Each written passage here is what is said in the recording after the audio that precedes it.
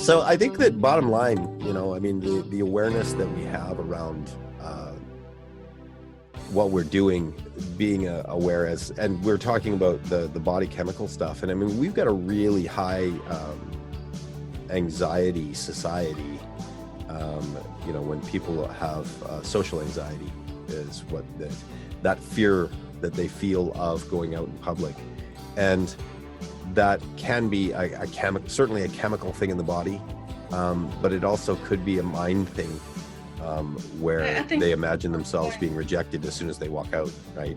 Yeah, what's going on with COVID right now, with the fear surrounding it, I think in large part, of course, there are real concerns, about the economy, about catching it and stuff, but and I think some of the news media is aware of it. It's the disconnect from other people right now that is creating the fear and anxiety. We can't have our usual hugs. We can't have our usual whatevers. We're feeling disconnected from the larger society.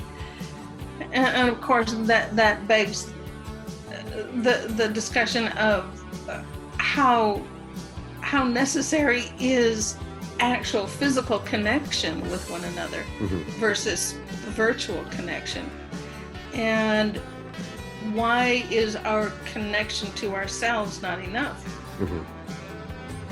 Well, I mean, and like you said, that really does buy into a lot of our fears of disconnection and fears of if we'll ever be connected again.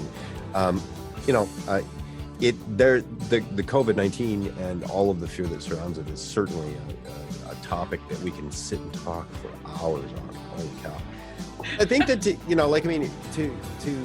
go back to where we were talking before about being able to do something about stuff. If you understand that you're feeling fear in any given situation, if I'm saying that I'm feeling anxious, if I'm feeling upset, generally it's a fear-based thing. So to understand that we're using other words to describe being afraid, and fear being the feeling that we're feeling around it, and it could be very mild, it could be very overblown, depending on what we're talking about. But when you have the awareness that this is really what's going on, and I want to state, absolutely and unequivocally, that we are courageous for admitting that we're afraid, and not pussies, or wimps, or weak to do that. It's actually, when we get into the word courage, this is the basis for courage. Courage is being able to admit and be who you are and be afraid and all of those things, because until we acknowledge that fear is what we're feeling, or love is what we're feeling, or how we're feeling love and how we're defining fear, as soon as we get to that point, then we have something that we can do past that. Now we've got an option to say, how can I fix this? But until you even know you have that kind of problem, you don't even know that it exists, that there's any kind of thing that you can do. And stop passing judgment on ourselves. You perceive yourself as weak. That's a judgment of less than. And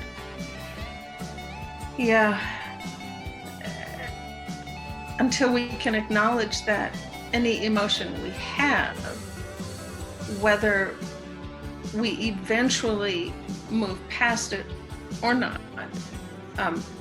if it's ours, it just is. It's not right or wrong. It just is.